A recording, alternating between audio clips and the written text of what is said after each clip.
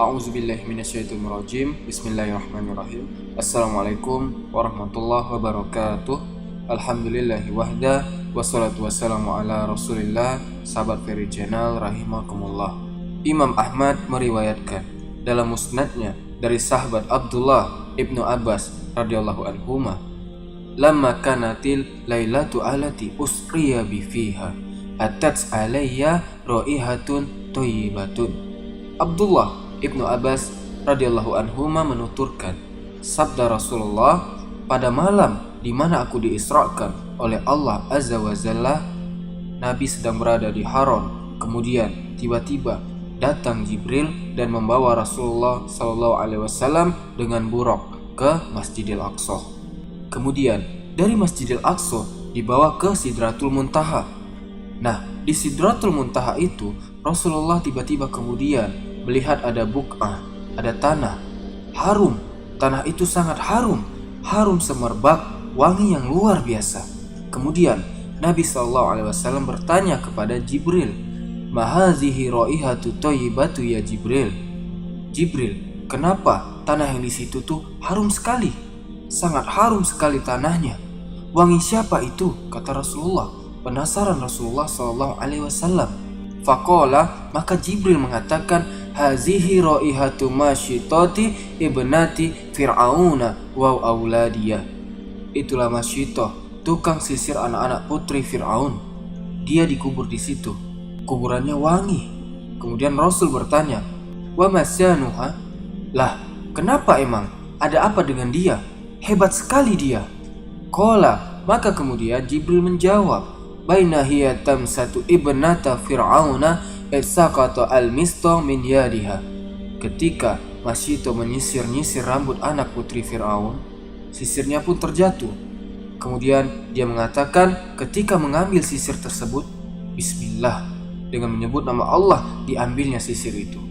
Faqalat, maka salah satu putri Fir'aun ini mengatakan, wahai Masyito, apakah yang dimaksud Allah yang engkau sebutkan itu? Fir'aun abi, maksudnya Fir'aun bapakku. Kata Masyito, la, bukan, walakin Rabbi wa Rabbu abik wa Rabbu jami'il alamin. Tapi dia adalah Tuhanku, Tuhan bapakmu dan Tuhan semesta alam. Itu bukan bapakmu. Bapakmu itu hanya ngaku Tuhan. Akhirnya kemudian dikabarkanlah cerita ini kepada Fir'aun oleh putrinya Fir'aun.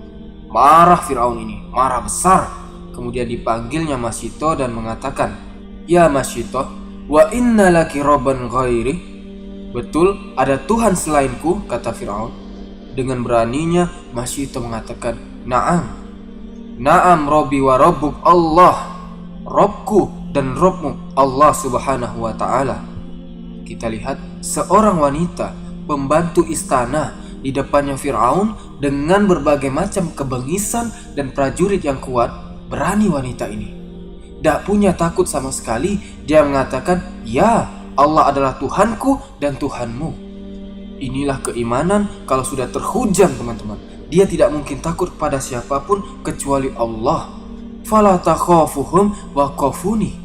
Jangan takut kepada mereka, kata Allah, takutlah kepadaku. Kemudian Fir'aun pun memerintahkan untuk menyediakan kuali dari bejana yang sangat besar. Kemudian diletakkan minyak goreng di situ. Kuali yang sangat besar terus dimasukkan minyak goreng di situ. Kemudian Fir'aun pun menghadirkan Masyito dan putra-putranya dan satu bayi yang masih digendongnya, masih anak bayi. Satu persatu putranya dimasukkan. Putranya berusaha menjerit-jerit minta bantuan. Siapa yang bisa membantu dengan kekejaman Fir'aun seperti itu? Satu persatu sampai ke anak bayinya. Masyito sempat goyah pada saat itu karena ini masih bayi, masih disusunya. Tiba-tiba Allah subhanahu wa ta'ala buat bicara bayi ini. Kemudian mengatakan di hadapan ibunya, ya umma, wahai ibuku, la azabud dunya ahwan min azabil akhirah. Subhanallah. Dia mengatakan apa? Sabarlah wahai ibuku, azab dunia ini tidak seberapa dibandingkan azab akhirat, kata bayinya. Masya Allah, anak bayi ngomong begitu. Azab dunia ini apa? Tidak ada apa-apa dibandingkan azab akhirat. Masuk saja wahai Ummi, wahai ibuku. Sebelum masuk ke penggorengan itu, maka ibunya atau Masito ini meminta wasiat kepada penjaga yang akan melempar dia ke dalam bejana dari tembaga itu dan mengatakan, "Uhibbu an tajma ighami wa ighami waladi fi saubin was." Kalau bisa, setelah kematianku dan kematian anak-anakku, bungkuslah mereka dalam satu kain kafan, kubur sama-sama.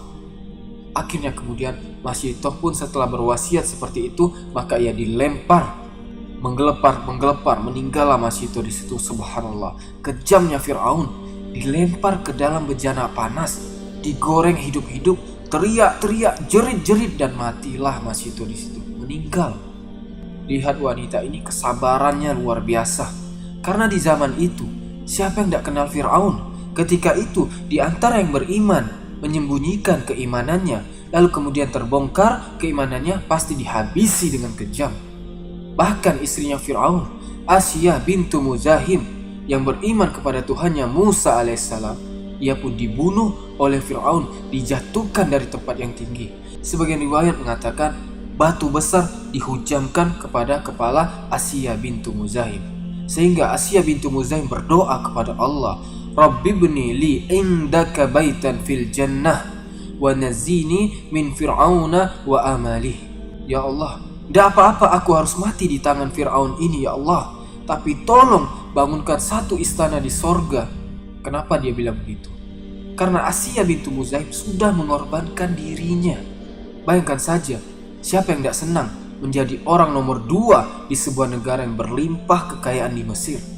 Tidur kasur empuk, mau apa, dayang-dayang sudah ada, mau makanan, buah-buahan enak tinggal makan, tapi semua dihilangkan karena memperjuangkan iman.